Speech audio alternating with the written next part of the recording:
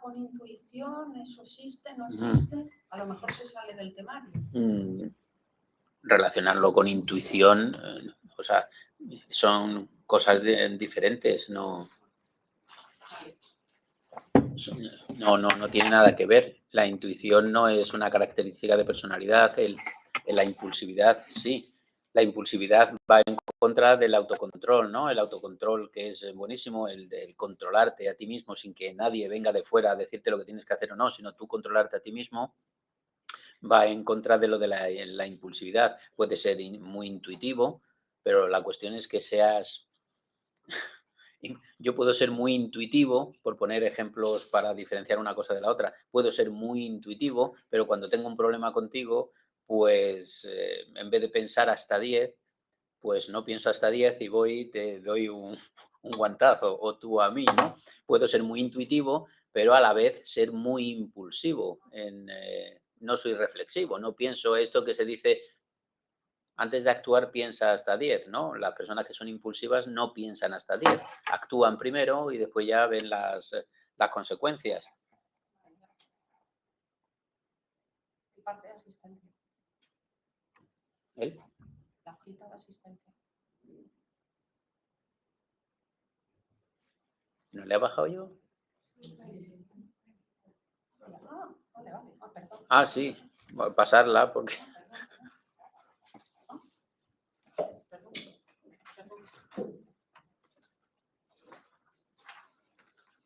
Sí, también.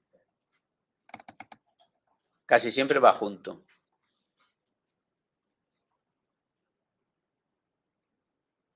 Porque las personas impulsivas, ya hemos dicho, que tienen el arousal bajo.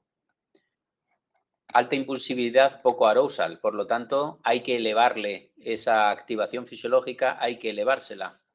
Por eso le dan cafeína, le dan teína, o si vas al médico te dan complejos anfetamínicos, que es contraintuitivo. Porque si te preguntan qué es lo que hay que hacer con una persona que tiene un trastorno de hiperactividad, pues lo lógico que se te viene a la cabeza es decir, pues darle un tranquilizante, ¿no? Pues resulta que no, que la evidencia empírica dice que lo que hay que hacer es darle complejos anfetamínicos, que lo que hacen es elevarte el arousal de tal manera que podamos llegar al punto óptimo de esa curva de Yerkes y Dodson. Eso, vuelvo a decir, si estamos bien diagnosticados. Vale. Bien, en la figura 2.4 tenéis el modelo este del autor que os he dicho antes, de Sanders, ¿no? Y si os fijáis, este modelo suyo del procesamiento de la información está ampliado, porque tiene lo que ya conocemos, que es el modelo general de procesamiento de la información, ese que hemos puesto en la primera o en la segunda diapositiva, pero además le añade sistemas energéticos. Ya acabamos de decir que Broadbent no habla de uno, habla de dos. Bueno, pues Sanders va a meter incluso hasta 3 energéticos.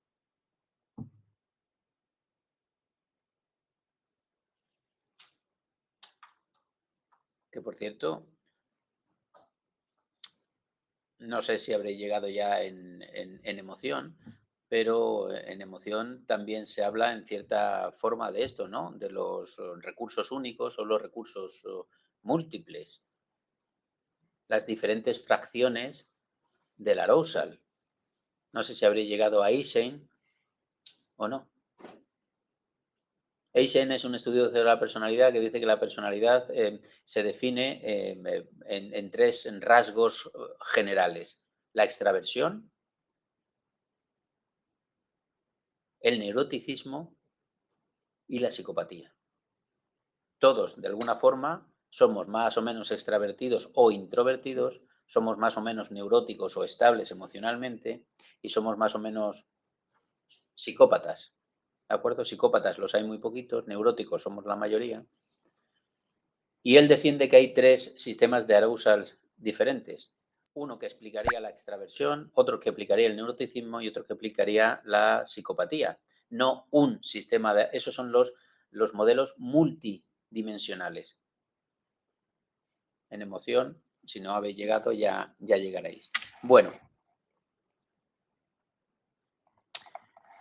Así que Sanders lo que hace es, si os fijáis en la base de esta figura 2,4, veis que por la izquierda está el estímulo y por la derecha la respuesta. Y ahí están más o menos, ¿no? No es exactamente igual a lo que pusimos en la segunda diapositiva, pero veis que están los mismos pasos. El procesamiento del estímulo, la extracción de características de ese estímulo, la selección de la respuesta, el ajuste motor y, por último, la respuesta.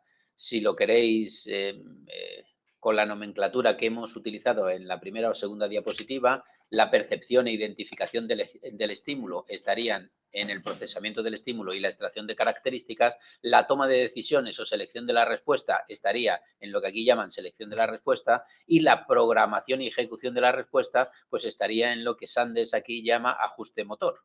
Ahí podemos acoplar lo que hemos visto, los 3 momentos que hemos visto en la segunda diapositiva. ¿Qué es lo que añade aquí Sanders? Pues lo que acabo de decir, los sistemas energéticos. Y él habla de 3 sistemas energéticos. Fijaos que aquí está el arousal y aquí aparece la activación, para tirarme de los pelos. Porque antes hemos dicho que el arousal era la activación. Sin embargo, este hombre los diferencia y además pone uno por encima, que es el esfuerzo cognitivo que yo tengo que hacer para realizar una tarea. Eso va a requerir, por una parte, arousal y por otra parte, activación. Por tanto, ¿qué es el arousal y qué es la activación?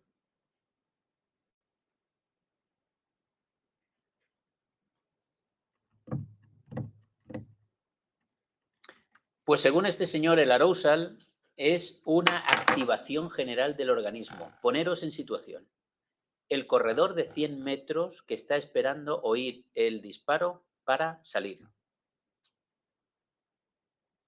Esa persona tiene que tener un arousal adecuado, tiene que estar activado, ni mucho ni poco, en su punto óptimo, atento para oír. Fijaos dónde está arousal. ¿Está a la izquierda o a la derecha? Arousal está. ¿Y qué hay a la izquierda? El estímulo. ¿Y a la derecha qué es lo que hay? La respuesta. Arousal necesario para oír el disparo, pero necesita algo particular para desarrollar esta conducta en concreto y tiene que tener una activación adecuada para cargar el ajuste motor, es decir, antes de salir a correr, el sujeto ya tiene que haber cargado una secuencia de movimientos muy específicos y muy estudiados y repetidísimos para poder salir de una forma adecuada y ganar su medallita de oro. Así que la activación es ese nivel de energía que no es el general para oír los estímulos, para estar atento a lo que nos entra, sino para estar preparados para la respuesta que queremos dar. Son 2 sistemas diferentes que propone, esto es en concreto de este señor, de Sanders. Y fijaos que hay aquí una ruptura. Si estos sistemas se desbocan, se produce una pescadilla que se muerde la cola continuamente. A esto se llama ansiedad desbordada. Personas que tienen miedo de salir de casa por si hay palomas, van a salir pero no salen por si acaso hay palomas, pero por otra parte no soportan la incertidumbre y tienen que mirar si hay palomas o no hay palomas porque no soportan la incertidumbre. Y cuando las ven, es decir, están intentando hacer cosas sin dar tiempo a si esas respuestas son eficientes para dar solución a su miedo. Es un ir y venir, no hacer nada, estar continuamente en activación, pero sin dar respuesta a esa activación. Por eso aparece aquí esta ruptura, porque hay que romper ese círculo vicioso, si no, estaremos ahí enganchados y no haremos nada. No podremos ver si la respuesta que voy a dar es eficiente o no es eficiente. Eso también lo veréis y relacionarlo con esto cuando hemos visto esto en el segundo tema de atención. Pero esto lo veréis cuando habléis de ansiedad. Vale, aquí un poco, una diapositiva un poquito mejor explicado. El esfuerzo es el procesamiento consciente, es decir, el esfuerzo cognitivo consciente que yo tengo que hacer para mantener la respuesta adecuada, opera en la elección de la respuesta. Por eso tenéis aquí una flechita que baja directamente del esfuerzo a la selección de la respuesta. En alguna ocasión ya hemos hablado que hay personas que dicen, hay estudiosos que dicen que el cuello de botella no está en la percepción del estímulo temprano o tardío, sino en las dificultades que tenemos para seleccionar la respuesta. Ese esfuerzo, cuando tenemos que seleccionar una respuesta, cuando tenemos que tomar una decisión, ahí es donde el esfuerzo tiene su, tiene su labor. La activación, como acabo de decir, está en la parte de la derecha, está en la parte de la respuesta. Predisposición a responder. Opera sobre todo en el ajuste motor, en la programación motora de la respuesta. Y el arousal, que sobre todo opera en las percepciones del estímulo, en saber qué es lo que estamos viendo, en la extracción de características, en la identificación del estímulo. Bueno, como quiere que sea, es un modelo no más complejo de procesamiento de la información, porque el modelo de procesamiento de la información es el mismo, lo que ocurre que le solapa los sistemas energéticos. Esta persona 3 sistemas energéticos diferentes: el esfuerzo, el arousal y la activación. Vale. Bueno, vamos a diferentes medidas que hay para diferentes herramientas que hay para medir este procesamiento. Las tenemos de todo tipo, de 3 tipos. Las conductuales, por una parte, las psicofisiológicas, por otra parte, y las de imagen, que son maravillosas, por otra parte, pero que están lejos de poderlas usar de forma habitual. Así que nos tenemos que quedar con las conductuales o con las psicofisiológicas. Con las conductuales veremos 2, ya las hemos avanzado: el TR, que es el tiempo de reacción, y la precisión en realizar nuestra tarea. Las psicofisiológicas están los potenciales evocados o los potenciales relacionados con eventos.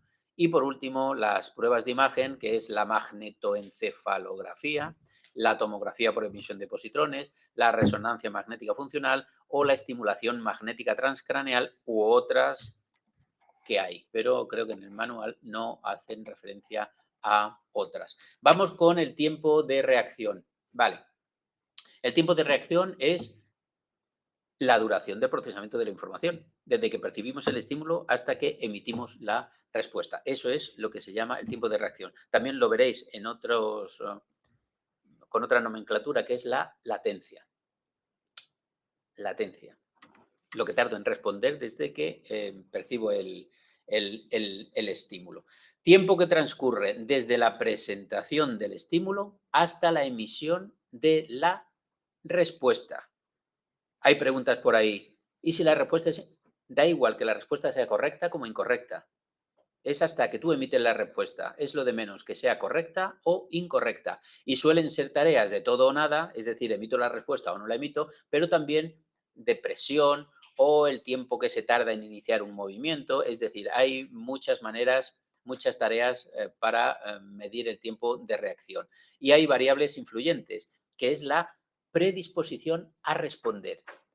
¿Quién es el que tiene, hablando de impulsividad, quién es el que tiene el sesgo o la predisposición a responder en vez de hacerlo bien? Porque podemos tener 2 predisposiciones: a hacerlo bien o a responder rápido. Una persona que sea impulsivo tendrá esta predisposición a responder. No aguanta enseguida, ¡pum!, responde. Hay otras personas, como la instrucción es, la instrucción es: hazlo lo más rápidamente posible y lo mejor posible, ¿de acuerdo? Es decir, hazlo rápido, pero no te equivoques. Entonces ahí entra la manera de ver el mundo que tenemos cada uno. Así que unos contestan rápidamente porque son impulsivos y otros son menos impulsivos, más reflexivos y tardan más en responder, pero lo hacen mejor. Lo que se busca es un equilibrio. Hoy he estado yo en una selección de pilotos y les explico cuando tienen que hacer pruebas de estas. No queremos personas rapidísimas y que lo hagan todo mal, que esté así la balanza, o personas lentísimas que las poquitas cosas que hagan las hagan perfectas, pero muy poquitas. Lo que queremos es un equilibrio entre una cosa y la otra. Si no tenemos equilibrio, no nos van a llevar a errores. Así que una variables influyentes es la predisposición a responder. Con mucha predisposición a responder se produce menor tiempo de reacción, claro, porque somos muy rápidos, somos velocípedos, pero mayores errores. Volvemos otra vez con la relación entre tiempo de reacción y precisión o velocidad y precisión. Una tiene relación directa, pero otra no, es inversa. Y otra de las cosas curiosas es que el tiempo de reacción evidentemente no es constante, sino que va variando ensayo tras ensayo y su distribución no es normal. Esto es una distribución normal, donde la media, la moda y la mediana coinciden. Aquí no, en la distribución de los errores tenemos una distribución que es asintótica a la derecha. Como veis, la media está cerca del origen y se hace asintótica hacia la derecha. Esto tiene su explicación. Imaginaos que el tiempo de reacción medio en una tarea son los 200 milisegundos. Los 200 milisegundos. Por la izquierda, es decir, de los 200 milisegundos para abajo, tenemos 200 milisegundos hasta el 0. Pero claro, si alguien responde a los 100 milisegundos, ¿qué es lo que podemos pensar?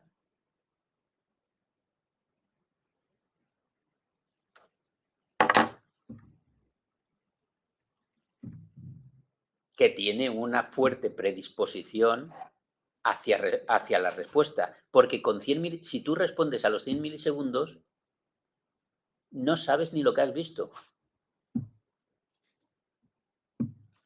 Por eso la curva es asintótica hacia la derecha. Podemos tardar 200, 300, 400, 5 millones de milisegundos, por eso es asintótica. No va a tocar nunca, porque podemos, pero hacia la izquierda hay un mínimo. Si tú respondes cuando han pasado 50 milisegundos, tu ensayo no vale para nada. Porque has respondido por una fortísima predisposición a responder. Has adivinado. Es lo que le pasa al que está en los tacos, en los 100 metros lisos, y sale a correr antes de oír el disparo. Tiene una fuerte predisposición hacia la respuesta. Esto hay que tenerlo en cuenta. Porque extremos, una persona que, si la media son 200 milisegundos, una persona que tarde 25 milisegundos, ese sujeto experimental hay que quitarle, no vale para nada, porque va a ensuciar el estudio. Y otro que tarde un segundo, cuando la media son 200 milisegundos, otro que tarde un segundo o 2 segundos, hay que desecharle también, porque las fuertes predisposiciones que se tienen van a invalidar lo que es el estudio. Espero que haya quedado claro. Más o menos, ¿no? Vale. Vamos con la precisión en la respuesta, que es la proporción de aciertos o la proporción de errores. Aquí tenéis esta fórmula que la conocéis perfectamente. Esta es una fórmula fantástica. ¿De qué conocéis esta formulita? Esta es la fórmula de los exámenes.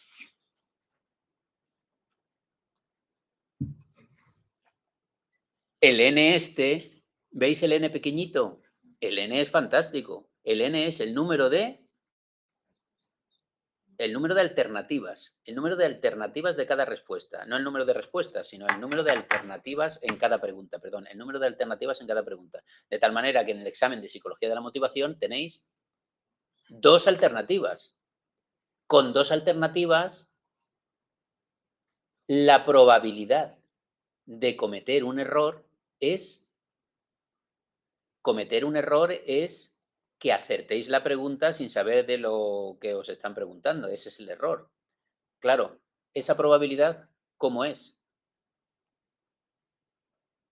La probabilidad de acertar sin saber lo que se os está preguntando es mayor o menor si el número de alternativas son 4. Es menor con 4. Es mayor, tenéis más posibilidad de acertar al azar con 2. Claro, si tenéis más probabilidad de acertar con 2, la penalización tiene que ser mucho mayor. ¿Comprendéis eso? Si es verdadero o falso, tienes un 50%, ni más ni menos que un 50% de acertar sin saber lo que te están preguntando. Por lo tanto, para que no te arriesgues, te meten una penalización altísima. Ahora, si te ponen 4 alternativas, se reduce a un 25%. Entonces te penalizan menos.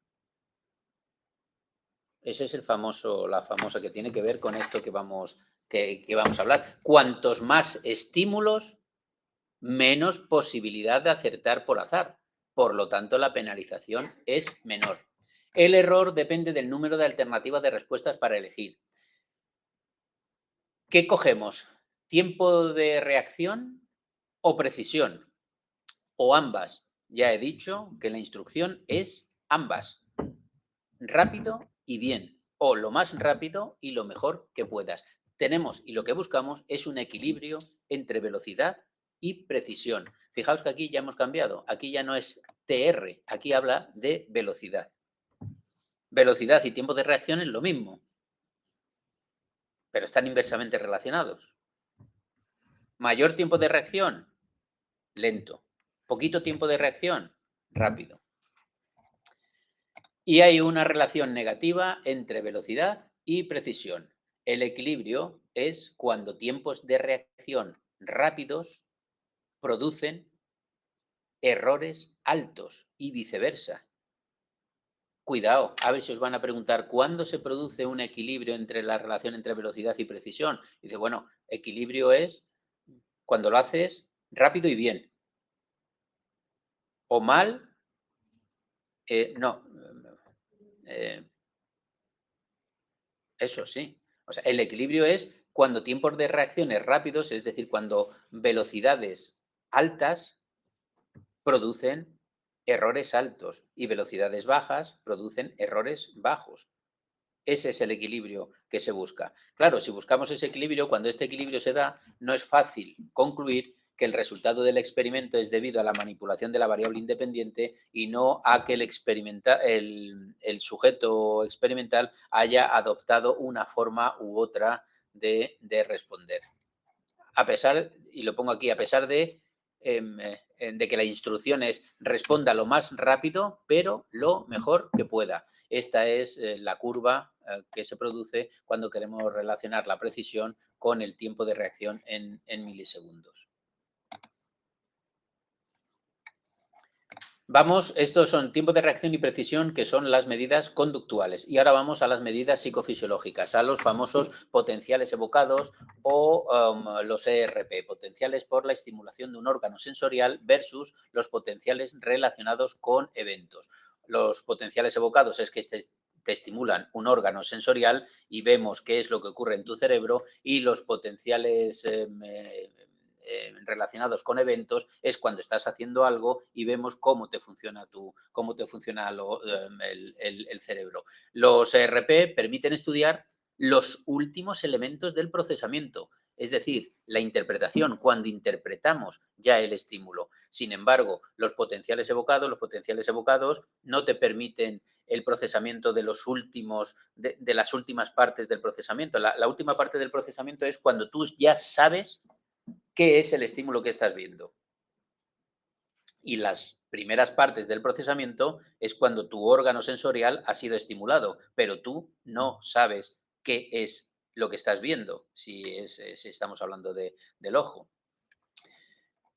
Los potenciales evocados reflejan solamente la actividad neuronal que resulta de procesar el estímulo presentado, libre de ruidos o circunstancias que hagan oscilar la señal eléctrica. Y lo que nos ofrecen es el tiempo, la temporalidad, pero no nos ofrecen nada más, que ya veréis con las técnicas de imagen cómo nos ofrecen algunas temporalidad, pero también imagen de dónde se está produciendo ese efecto. Nos ofrecen solamente el tiempo del procesamiento de la información, pero no las áreas concretas involucradas, que eso sí que nos lo hace las técnicas de imagen. Y los potenciales evocados se basan en promediar en las medias de la información que nos da diferentes electroencefalogramas.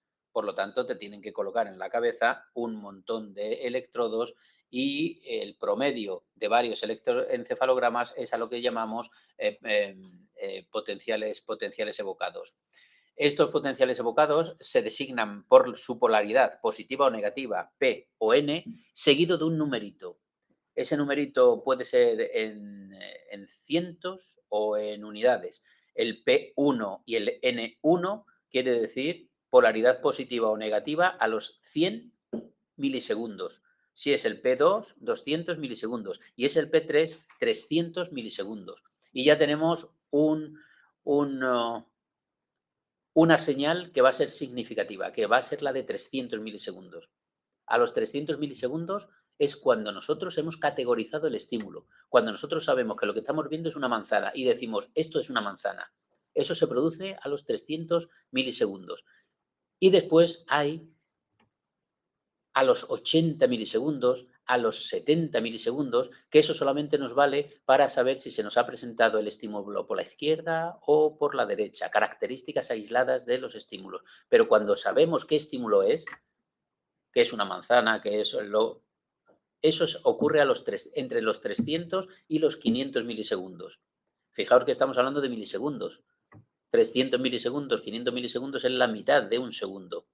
Necesitamos la mitad de un segundo, 300 milisegundos, para saber qué es lo que estamos viendo. Por eso también en emoción, estudiando cómo se lanzan las emociones, hay estudios hechos donde te ponen una imagen en 25, 30, 40 milisegundos, es decir, un fogonazo que tú no ves, que tú no eres consciente de lo que has visto, pero sin embargo tu ojo lo ha captado. Así que no te pueden preguntar qué emoción has sentido, sobre todo se hace con las de miedo, te presentan una araña o te presentan una serpiente, y si eres fóbica a las arañas o fóbica a las serpientes, te lo presentan en un fogonazo, 100 milisegundos, tú no sabes lo que has visto, pero sin embargo tu ojo lo ha captado. Por lo tanto, si te preguntan, ¿has tenido miedo? Tú dices, ¿miedo por qué? Si no he visto nada. Tú no lo has visto, pero tu ojo sí. Y si te están controlando la actividad electrodermal, esa actividad electrodermal ha reaccionado emocionalmente y ha aumentado muchísimo. Y tú no sabes por qué. Pero tu tálamo, tu hipotálamo y tu canal de sentimiento sí que sabe por qué. Y te está preparando para ello. Así que te presentan en 100 milisegundos una araña. Si tú eres fóbica a las arañas, tú no sabes lo que has visto. Evidentemente no tienes miedo porque no sabes lo que has visto, pero tu sistema nervioso autónomo ha empezado a reaccionar con una reacción de miedo. Así que se designan, que es aquí donde nos habíamos... La corteza cingular, muy bien. Se designan como P y M, que es y N, positivo o negativo, la polaridad, seguido de un número. Y ese número es la latencia en milisegundos, como acabo de decir, o el lugar, claro, el lugar que ocupa en el procesamiento. El lugar de la P3, evidentemente, es posterior a la P2, a la P1 o incluso a la P80, a los tempranos, que son el 80 o la 100, N100 o P100 o N1 o P1 y reflejan el procesamiento abajo-arriba. El procesamiento abajo-arriba lo reflejan los potenciales bajos, el NP80 o el N100 o el P100. Eso es procesamiento abajo arriba, porque el P300 lo que refleja es el procesamiento arriba abajo, cuando ya has categorizado lo que estás viendo. El P1, que es bajo 100 milisegundos, es sensible a la lateralidad en la que se te presenta el estímulo. Es mayor, esta onda es mayor en el hemisferio contrario a la presentación del estímulo. El N1 nos indica la discriminación de la información relevante de la que no es relevante. Cuando se te presenta el relevante, el target, el N1 es mayor que cuando se te presentan distractores a los que no tiene que contestar. Y la famosa P3 o P300 que acabamos de decir indica la velocidad del procesamiento evaluativo, es decir, de la categorización del estímulo, es decir, de cuando le damos significado al estímulo, es decir, cuando sabemos qué es lo que estamos viendo. Esa es la P3 y el pico máximo se produce entre los 330 y los 600 milisegundos.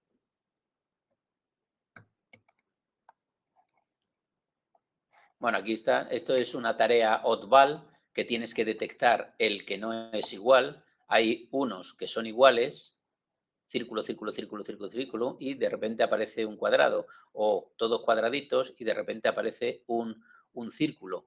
Fijaos, la P3, cuando se presenta el raro, cuando se presenta aquí el cuadrado o aquí el círculo, la onda cerebral del P3, fijaos dónde se viene. A una amplitud de 10, una amplitud enorme de microvoltios. Sin embargo, en los estímulos frecuentes, fijaos que arriba está la gráfica en torno al cero. Siempre que se te presente en una presentación de estas, en un paradigma de tarea oddball, que es detectar el extraño, siempre cuando aparece el extraño, la onda P3 es elevadísima. Vale. Bueno, y acabamos con las técnicas de neuroimagen, que evidentemente completan y perfeccionan, claro que sí, los potenciales evocados. Nos dan información de no solamente de la temporalidad, sino de las áreas que están implicadas. La tomografía, esto es un resumen de los beneficios y las fallas que tienen cada una de ellas. La tomografía por emisión de positrones, la resonancia magnética funcional, la magnetoencefalografía y la estimulación magnética transcraneal. Aquí en la última creo que tengo imágenes de lo que es cada una de las herramientas. La tomografía por emisión de positrones es invasiva, te tienen que inyectar los isótopos o inhalarlos. Por lo tanto, bueno, esto de que es una técnica invasiva, ¿hay alguna técnica en la que se esté estudiando a un sujeto que no sea invasiva? Por ejemplo, pasar un test de personalidad, ¿es invasivo o no? No.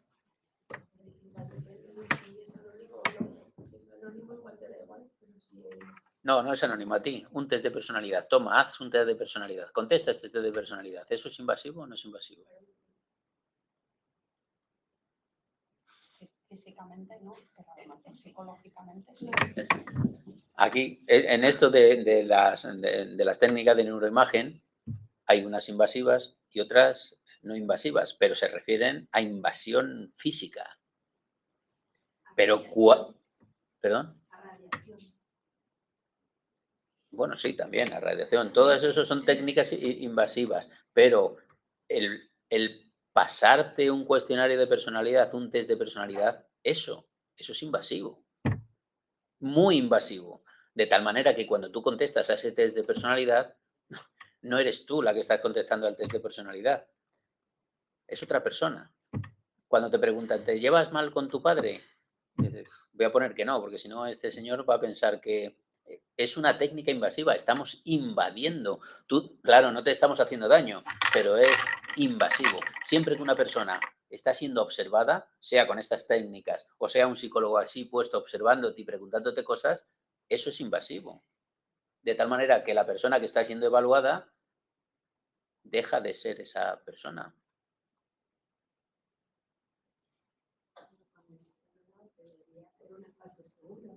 No, sí, seguro es. Si el psicólogo o la psicóloga, si se porta bien, no va a ir divulgando por ahí tus cositas. Eso es una cosa. Pero tú siendo observada, y no me refiero tanto a la terapia, a una terapia, sino un psicólogo que está haciendo una selección de personal. Yo vengo de hacer hoy, de hacer una selección de pilotos. Cualquier cosa que yo le pregunto a ese piloto o a esa pilota es perder el tiempo. Todo está bien. ¿Fumas? No. ¿Bebes? No. ¿Te drogas? No. ¿Qué tal con tu familia? Bien. ¿Duermes bien? Sí. ¿Tienes alguna enfermedad? No. Pero es normal. Seguro, claro que es normal. Te sientes invadido, evidentemente. ¿Por qué le voy a preguntar, por qué le voy a contar yo a este hombre mis intimidades? ¿No? Pero tú, como psicólogo que estás allí, también sabes. Bueno, pero eso es otra cosa. Lo que quiero decir es que es invasivo. O sea, tú te sientes invadido en tu intimidad por otra persona que te está preguntando ahí cosas. Así que, técnica invasiva, esta, la tomografía por emisión de positrones. ¿A qué hora acabamos?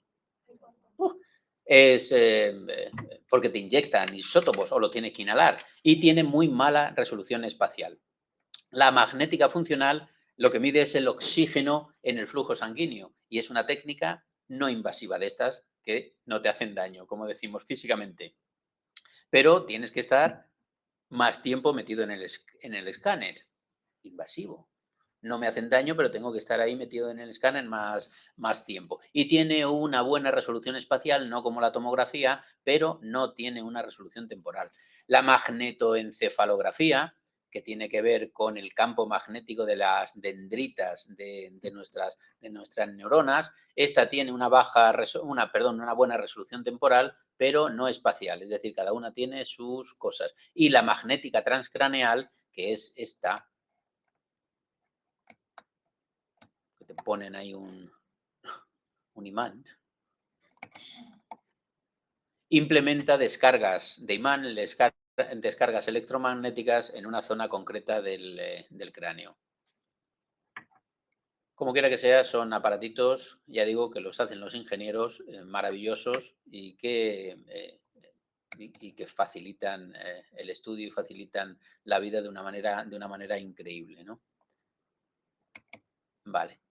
Ahí estas son las magnetoencefalografías. Este sujeto está haciendo aquí diferentes tareas y estamos viendo en tiempo real qué parte de su cerebro pues está trabajando para resolver lo que esté haciendo, ¿no? Cualquier tarea. Me da igual tocar el violín, ver una película porno, ver infinidad de contextos para ver qué es lo que se mueve en el cerebro. Bueno, hemos acabado el siguiente tema. Empezaremos ya con lo que es la atención selectiva, con la atención selectiva visual. ¿Cómo puedes evaluar sin hacer sentir al evaluado invadido? Es complicado, yo creo que es imposible.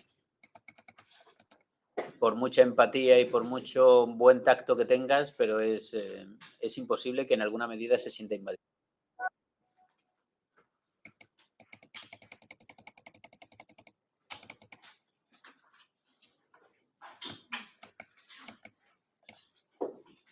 Vale.